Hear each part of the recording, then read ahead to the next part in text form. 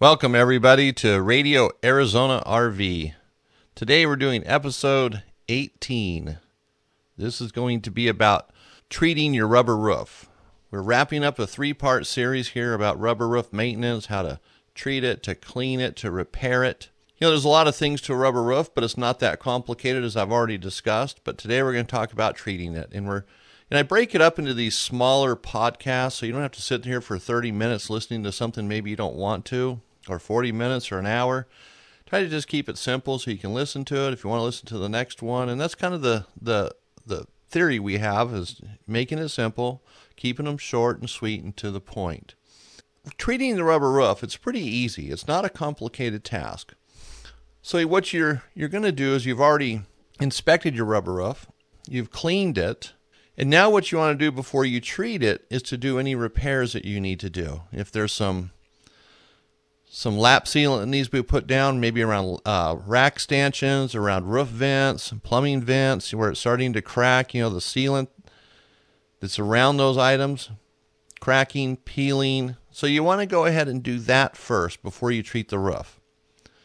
Get that out of the way, and then clean up anything you might need to when you're all done. And generally that stuff's small. Those are minor repairs. Replacing a complete roof vent is a little bit larger, but you can do it, but do it before you treat the rubber roof. And there's a reason why. You want to treat the roof after everything's the way you want it to be.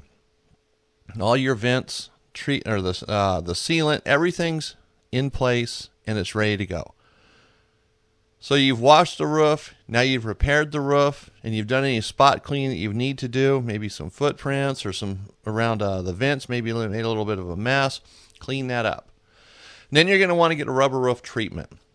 There's many of them out there, but the main thing is that you choose one that's safe for the rubber roof, that it doesn't have citric acids in it, it doesn't have petroleum dilicides.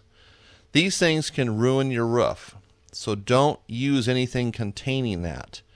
And just because the label says it's safe for rubber roofs, check it anyways. The more major brands like Protectol, Best RV products, Dicor, their products are generally safe. Now, I've become a fan of Dicor for several reasons. They have products that all work together. They're in the rubber roof business. And when you use products that are specifically designed for that and have an understanding of how the roof is made, these products sometimes work better.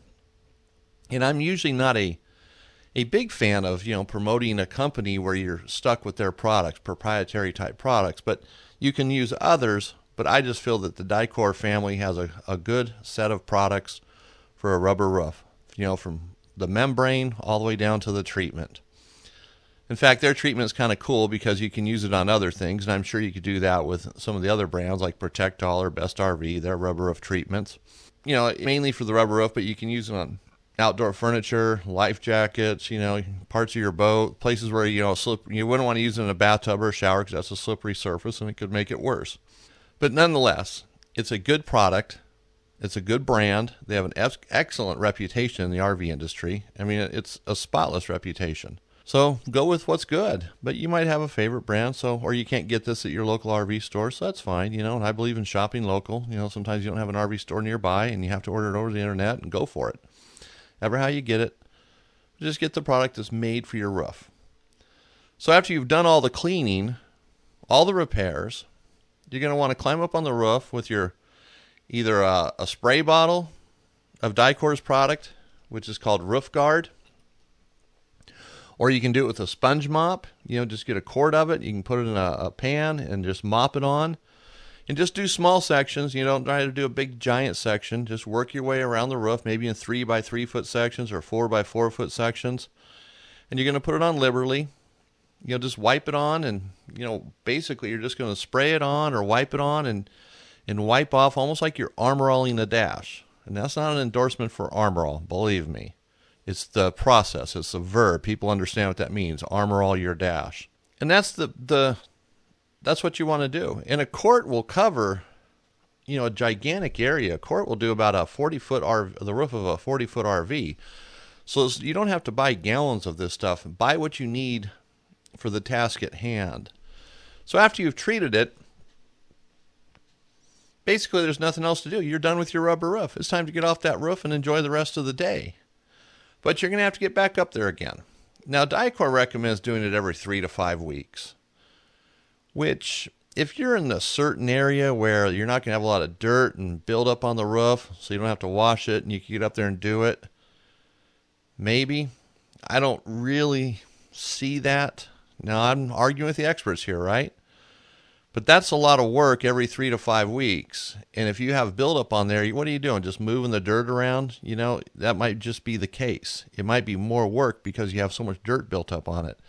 And even areas that aren't like here in the desert, you know, you could be in the coastal area, you know, you get mold or, dew every night, you know, the moisture, then any dust during the day, kind of, you know, create kind of a mud layer as you start spraying it on and trying to do this. So I recommend just whenever you clean your RV. And I would say at least twice a year. And most people clean their RVs more than twice a year. So whenever you clean your RV, wash it, I would do the roof. And the more you do it, the easier it becomes. You become an expert at it. And it's not that difficult. And like here in the Yuma area in Arizona, they have people that wash RVs for next to nothing. $40 for an RV wash, you know. They might charge an extra $10 to treat the roof. Have them do it. You know, if you're in an area like that, or if you can afford to pay more, do it. But just make sure you do it. Treating the rubber roof will extend the life of it. It's well worth the cost, and your time is essentially free. A lot of people do this when they're on vacation. They have some spare time.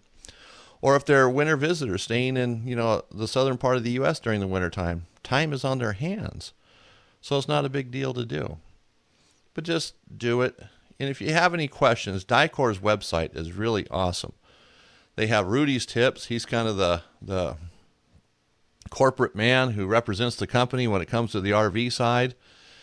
He has a booklet of tips. There's pretty good instructions about all their products, just without even getting into the detailed portion of it, just generic ones so you can have an overview real quickly. Great website. They have great products, and they stand behind their products. They have a great reputation. So check out the website. It's dicorproducts.com, and I'll have a link to it in this episode of the podcast as well. And in the previous episodes, we also have a link to Rudy's Tips. So you want to check that out, and I want to thank you again for listening to Radio Arizona RV. So we will see you next time for episode number 19.